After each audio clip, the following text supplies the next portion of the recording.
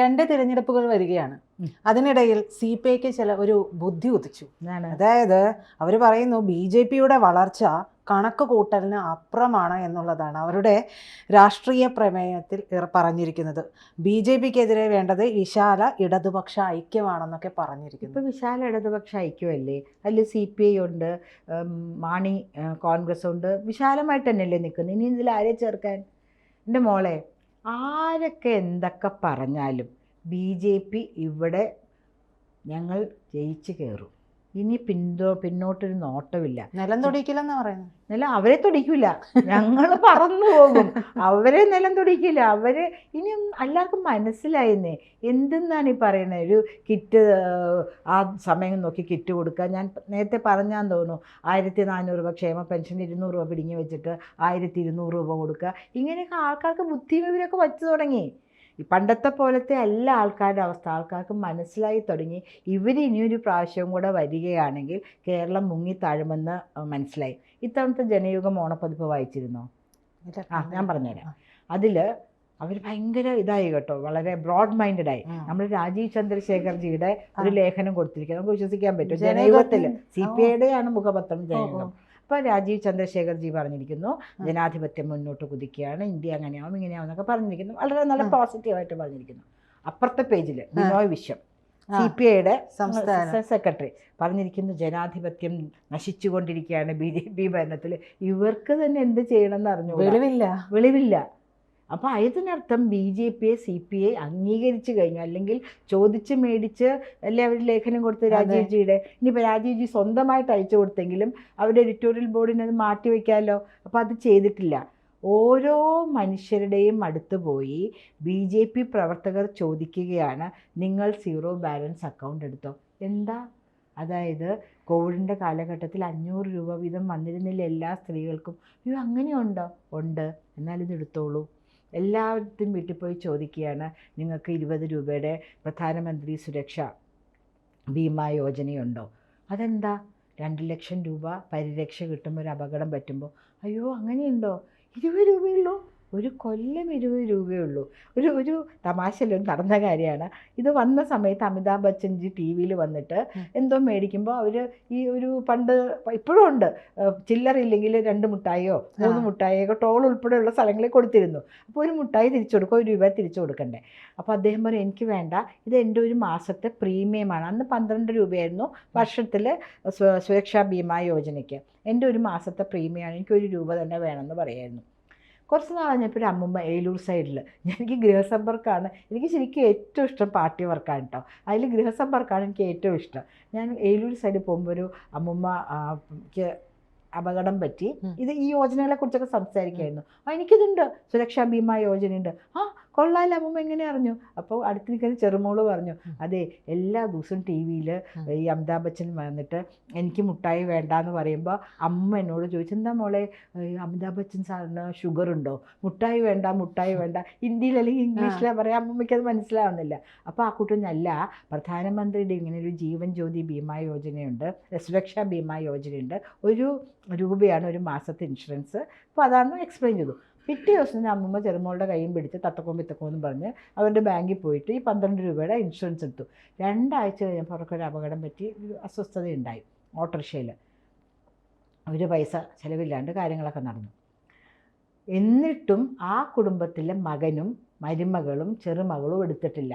അതാണ് നമ്മളുടെ കേരളീയരുടെ ആറ്റിറ്റ്യൂഡ്. കാരണം നമ്മളൊക്കെ ഇത് കുടിച്ചിരിക്കുകയാണല്ലോ, എന്താണ് അമൃത് കുടിച്ചിരിക്കുന്നതിന് നമുക്ക് അസുഖങ്ങൾ വരില്ല. കേന്ദ്ര സർക്കാരിൻ്റെ എന്ത് പദ്ധതി ഉണ്ടെങ്കിലും ബ്ലോക്ക് ചെയ്ത് കളയും. കിസാൻ സമ്മാൻ നിധി എന്ന് പറഞ്ഞൊരു ഇത് വന്നു. ഈ ഏലൂർ തന്നെയാണ്. ഗൃഹസമ്പർക്കത്തിന് മുമ്പ് ചില താത്തന്മാർ പറഞ്ഞു, അയ്യോ മോളെ ഇവിടെ മിണ്ടിപ്പോയത് കേട്ടോ, ഞങ്ങളുടെ ആരോ വന്ന് ഞങ്ങൾ കൃഷി ഓഫീസിലൊക്കെ പോയൊക്കെ ശരിയാക്കിയപ്പോൾ പറയണം, വൈകുന്നേരം ഇക്ക വന്നിട്ട് നിങ്ങളെടുത്തോന്ന് ചോദിച്ചു, നീ എടുത്തോടിയെന്ന് ചോദിച്ചപ്പോൾ എടുത്തു. ഇങ്ങനെ ഇവർ വന്നു, നാളെ ഞാൻ ജോലി കഴിഞ്ഞ് തിരിച്ചു വരുമ്പോഴേക്കും നീ അത് മാറ്റിയില്ലെങ്കിൽ നോക്കിക്കോ. അതെന്തായിക്ക? അതെ, നമ്മളുടെ ഈ പൊരയിടായിട്ടിരിക്കുന്ന സ്ഥലമൊക്കെ നിലവാകും അതെടുക്കുകയാണെങ്കിൽ. എന്നിട്ട് ആര് പറഞ്ഞു? ഞങ്ങളുടെ മെമ്പർ പറഞ്ഞു എന്നാണ് ഇക്ക പറഞ്ഞത്. അപ്പോൾ ഗൂഗിൾ ചെയ്താൽ നമുക്കറിയാൻ പറ്റും ആരൊക്കെ എടുത്തിരുന്നത്. ഗൂഗിൾ ചെയ്ത് ഇതാരാ? ആദ്യം കിടക്കുന്നത് മെമ്പറിൻ്റെ പേരാ. CPM-കാരെല്ലാവരും എടുത്തു. ബാക്കി എല്ലാവരും അതിൽ നിന്നും ബ്ലോക്ക് ചെയ്തു. നിലവാകും, പിന്നെ വിൽക്കാൻ പറ്റില്ലല്ലോ. ഞാൻ എൻ്റെ ഇത്താത്ത അതിങ്ങനെയൊന്നുമല്ല, നമ്മൾ വിഷരഹിതമായ പച്ചക്കറി കഴിക്കുവാൻ വേണ്ടി നമുക്ക് തരുന്നതാണ്. കോവിഡിൻ്റെ സമയത്ത് നമ്മൾ എത്ര അനുഭവിച്ചു, ഒരു ലോറി പോലും അവിടെ നിന്ന് വന്നില്ല. കാശും കയ്യിൽ ചുരുട്ടിപ്പിടിച്ചിരുന്നതല്ലാണ്ട് നമുക്കൊന്നും കിട്ടിയില്ല കഴിക്കാനായിട്ട്. ഇവിടെ എന്തെങ്കിലും ഉണ്ടാക്കുന്നുണ്ടോ?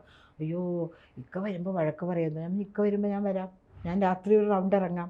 അപ്പം ഇങ്ങനെ ജനങ്ങളെ പറ്റിക്കുക എന്നുള്ളതായിരുന്നു CPM-ന്റെ ജോലി. അത് ഞാൻ പറഞ്ഞത് വളരെ ശരിയാണ്. പല പ്രോജക്റ്റും, കേന്ദ്രത്തിന്റെ പ്രോജക്റ്റുകളൊന്നും ഈ പറയുന്നത് പോലെ നമ്മുടെ കേരളത്തിൽ ഓടൂല. കേരളത്തിൽ മാത്രമാണ് വർക്ക് ആവാത്തത്. കാരണം ഇത്തരത്തിലുള്ള തെറ്റിദ്ധാരണ വരുത്തുന്ന കാര്യങ്ങളാണ് ഇവരോട് പറഞ്ഞു കൊടുക്കുക. അപ്പം സാധാരണക്കാരിലേക്ക് ഇത് എത്തുന്നില്ല.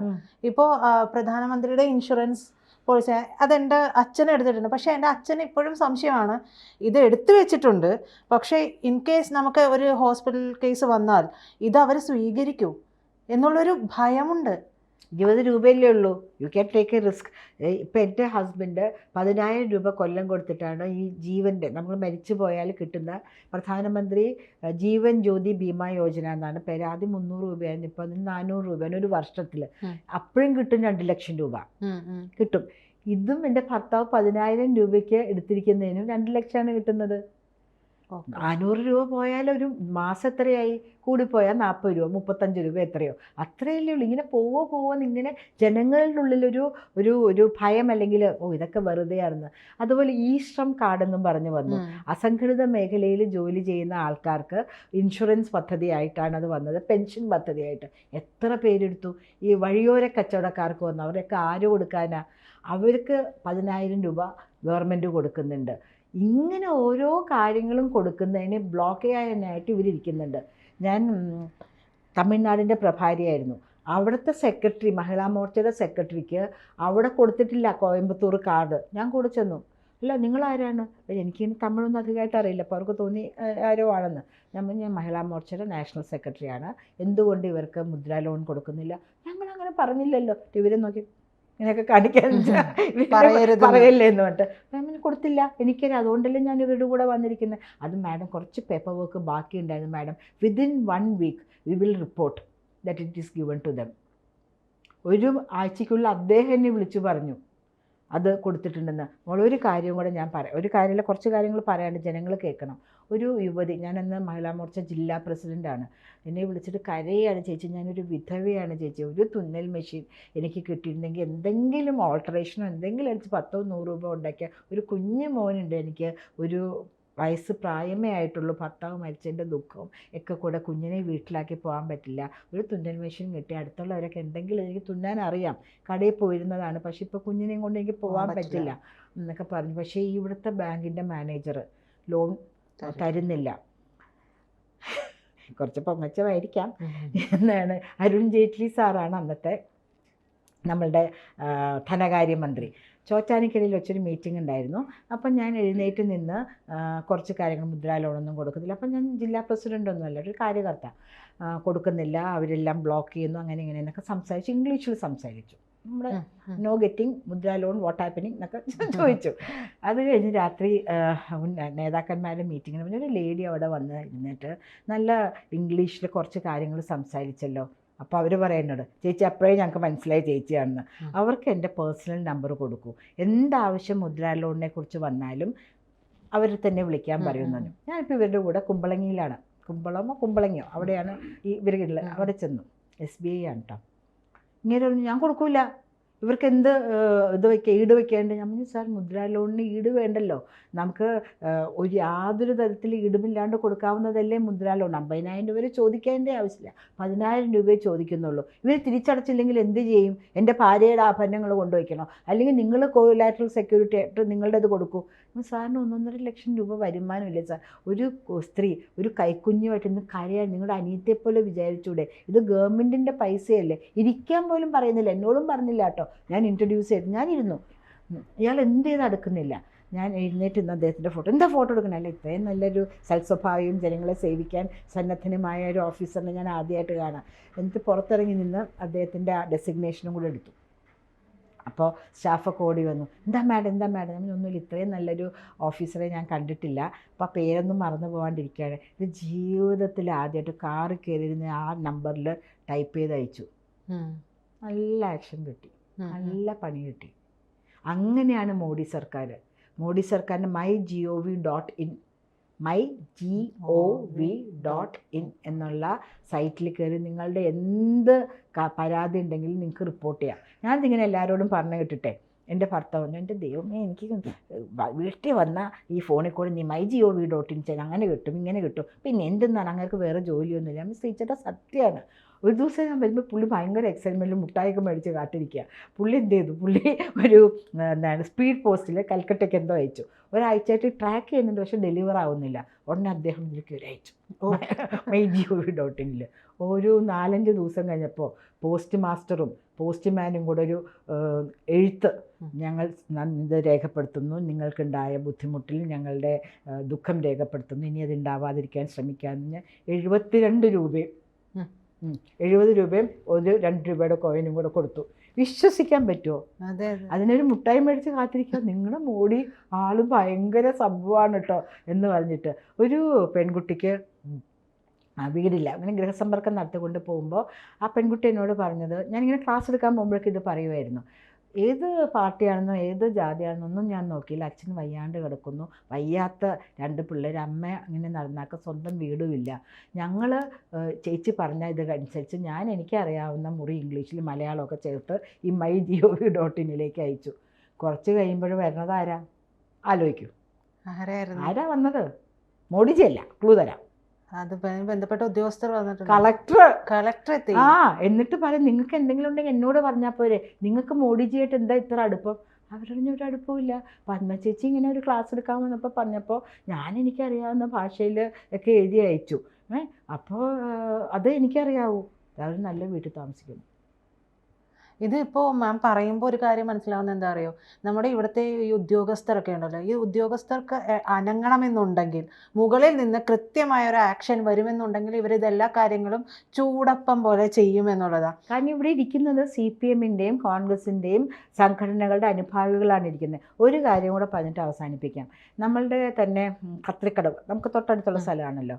ഇതുപോലെ സ്ത്രീകൾക്ക് ചേർന്ന ഒരു യൂണിറ്റ്, തയ്യൽ യൂണിറ്റ് എന്ത് ചെയ്താൽ കൊടുക്കൂല. ഞാൻ പോയി എനിക്കിങ്ങനത്തെയൊക്കെ കഴിഞ്ഞാൽ ഒരു ഗവൺമെൻറ് എപ്പോഴും ഞങ്ങൾ പോകുന്ന ക്ലാസ്സുകളിൽ central government nominate Kerala state social welfare ബോർഡായിരുന്നു ഞാൻ പറയുന്നത്, നിങ്ങളുടെ പൈസയാണിത് മോളെ, അവിടെ നോട്ടടി മെഷീനില്ല, മോളെ രാവിലെ പല്ല് തേച്ചാണോ വന്നത്, ടാക്സ് എത്ര കൊടുത്തു, പേസ്റ്റിന് കൊടുത്തു, ബ്രഷിന് കൊടുത്തു, വെള്ളത്തിന് കൊടുത്തു, തുടയ്ക്കുന്ന ടവലിന് കൊടുത്തു, ഒക്കെ നമ്മൾ ടാക്സ് കൊടുക്കുന്നുണ്ട്. ഓരോ കാര്യങ്ങൾക്കും ഞങ്ങൾ തിരിച്ചു തരുമ്പോൾ നിങ്ങൾക്ക് അവകാശപ്പെട്ടതാണ്, ഔദാര്യമല്ല. മോൾക്കിപ്പോൾ ഒരു വീട് വയ്ക്കാൻ ലോൺ വേണമെങ്കിൽ അത് നിങ്ങൾ കൊടുത്ത കാശിൽ നിന്ന് തിരിച്ചു തരുന്നതാണ്. നമ്മളുടെ സന്ദീപേട്ടനൊരു ക്യാമറ മേടിക്കാൻ, ക്യാമറാമാനൊരു ക്യാമറ വേണം, ഉദാഹരണം പറയുക, അത് മുദ്രാ ലോണിന് എടുക്കുകയാണെങ്കിൽ നമ്മൾ കൊടുത്ത കാശാണ്. നോട്ടടി മെഷീൻ ഇന്ത്യക്കില്ല കേട്ടോ. അപ്പോൾ അവിടെ ചെന്നപ്പോൾ അവർ പറഞ്ഞു, ഇതൊന്നുമില്ല, നിർത്തിപ്പോയി. നമ്മൾ നിർത്തിയിട്ടില്ല. എനിക്ക് പിന്നെ ഇതൊക്കെ പറയുമ്പോൾ ദേഷ്യം വരും കേട്ടോ, എൻ്റെ വേറൊരു ഭാഗമാവും. അപ്പോൾ ഞങ്ങളൊന്ന് ബോംബെക്ക് വിളിക്കട്ടെ, ആ ബോംബെക്ക് വിളിക്കും, ഞാൻ ഇവിടെ ഇരുന്നോളാന്ന് പറഞ്ഞു. അവരവിടെ ഒന്ന് പുറത്തേക്ക് ഇറങ്ങിപ്പോയി 2 മിനിറ്റ് തേച്ച്, അയ്യോ ബോംബെയിൽ അവർ ഒരു പ്രശ്നമില്ലെന്ന്, മാഡം എവറിത്തിങ് ഈസ് സെറ്റ്, ഞാനിവിടെ ഇരിക്കും, ഇപ്പോൾ തന്നെ സാങ്ഷൻ ആയിക്കൂടെ. എത്ര നാളായി ഈ സ്ത്രീകൾ ഒരു സംരംഭത്തിന് വേണ്ടി വനിതകളെ പ്രോത്സാഹിപ്പിക്കണം എന്നല്ലേ പറയുന്നത്, നടക്കുന്നു. അപ്പം തന്നെ അവർക്കുള്ള പൈസ റെഡിയായി. അപ്പം നമ്മൾ പറയുകയാണെങ്കിൽ നമുക്കുള്ള എല്ലാ കാര്യങ്ങളും കൃത്യമായി വന്നിരിക്കും. ഒരു ദിവസം സമയമുണ്ടെങ്കിൽ മോഡിജിയുടെ പദ്ധതികളെക്കുറിച്ച്, ജനോപകാരപ്രദമായ പദ്ധതികളെക്കുറിച്ച് നമുക്കൊരു ഡീറ്റെയിൽഡ് ആയിട്ട് 2-3 എപ്പിസോഡായിട്ട് ചെയ്താൽ ജനങ്ങൾക്ക് അത് അത്രയും ഉപകാരപ്രദമായിരിക്കും. എന്തായാലും ഇത്രയും കാര്യങ്ങൾ പറയുമ്പോൾ ഒരു കാര്യം കൂടി പറഞ്ഞിട്ട് അവസാനിപ്പിക്കാം. സബ്ജക്റ്റ് ഇതായിരുന്നു, പക്ഷെ അതുമായി ചേർന്ന് തന്നെയാണ് ഇതുവരെ സംസാരിച്ചത്. കാരണം BJPയുടെ വളർച്ച എന്ന് പറയുന്നത് ഇത്തരം ജനോപകാരപ്രദമായിട്ടുള്ള പദ്ധതികളിലൂടെ ജനങ്ങളിലേക്ക് ഇറങ്ങിച്ചെന്നുകൊണ്ട് ഏറ്റവും, അതായത് മുകൾ തട്ടിൽ പ്രമുഖരെ മാത്രം കണ്ടുകൊണ്ടുള്ള ഒരു വളർച്ചയല്ല, അത് ഏറ്റവും അടിത്തട്ടിൽ ഏറ്റവും താഴെത്തട്ടിൽ നിൽക്കുന്ന ജനങ്ങളിലേക്ക് ഇറങ്ങിച്ചെന്നുകൊണ്ടുള്ള വളർച്ചയാണ്. അത് ജനം തൊട്ടറിയുന്നത് കൊണ്ടാണ്. ഒരൊറ്റ കാര്യം കൂടെ, ഈ എല്ലാ പേയ്മെൻറ്റും ബാങ്കിലാണ് BJP സർക്കാർ അയക്കുന്നത് തന്നെ. നമ്മളുടെ ആൾക്കാർ എന്തിനാണ് കൈ കൊണ്ട് കൊടുക്കുന്നത്? ഇവർക്കൊന്നും ബാങ്ക് അക്കൗണ്ട് ഇല്ലേ? എല്ലാവർക്കും ബാങ്ക് അക്കൗണ്ട്, 0 ബാലൻസ് അക്കൗണ്ട് എടുത്തതിന് ശേഷം ജനിച്ച കുഞ്ഞിന് വരെ ഇതായിട്ട് പറഞ്ഞതാണ് അക്കൗണ്ട് ഉണ്ട്. അതിലേക്ക് എന്താ അയച്ചു കൊടുക്കാത്തത്? എന്തിനൊരു മിഡിൽ മാൻ? കമ്മ്യൂണിസ്റ്റ് ഭരിക്കുന്ന കേരളത്തിൽ എന്തിനൊരു മിഡിൽ മാൻ, അതൊരു കൈത്തൊഴിലോ അതൊരു തൊഴിലുറപ്പ് പദ്ധതിയോ, എല്ലാം ബാങ്കിലേക്ക് സുതാര്യമായിട്ട് മോഡിജി ഈ 6000 രൂപയുടെ കിസാൻ എന്താണ് സമ്മാൻ നിധി ഉണ്ടല്ലോ, 2000 ആയിട്ട് വരുന്നത് ബാങ്കിലേക്കാണ് വരുന്നത്. ഈ എല്ലാ കാര്യങ്ങളും നമ്മൾ ലോൺ എടുക്കാൻ പോവുകയാണെങ്കിലും ബാങ്കിലേക്കാണ് വരുന്നത്. അപ്പോൾ സുതാര്യമായിട്ടും കൃത്യമായിട്ടും ചെയ്യുന്ന ഒരു കേന്ദ്ര സർക്കാർ ചെയ്യുന്ന ജനനന്മകൾ ജനങ്ങൾ മനസ്സിലാക്കാൻ തുടങ്ങിയിരിക്കുന്നു. 5 പൈസയുടെ കൈക്കൂലി ഏതെങ്കിലും മന്ത്രിമാരെക്കുറിച്ച് ഈ 11 വർഷത്തിനിടയിൽ വന്നിട്ടുണ്ടോ? എത്ര ഇവർ ഭൂതക്കണ്ണാടി വെച്ച് നോക്കിയിട്ടുണ്ടാകും, ഇല്ലേ ഇന്ത്യ മുന്നണി? അപ്പോൾ ജനങ്ങളത് മനസ്സിലാക്കാൻ തുടങ്ങിയിരിക്കുന്നു. അതെ. കൂടുതൽ വാർത്തകളും വിശേഷങ്ങളും നിങ്ങളിലേക്ക് എത്താൻ ABC മലയാളം സബ്സ്ക്രൈബ് ചെയ്യുക, ബെൽ ബട്ടണും അമർത്തുക.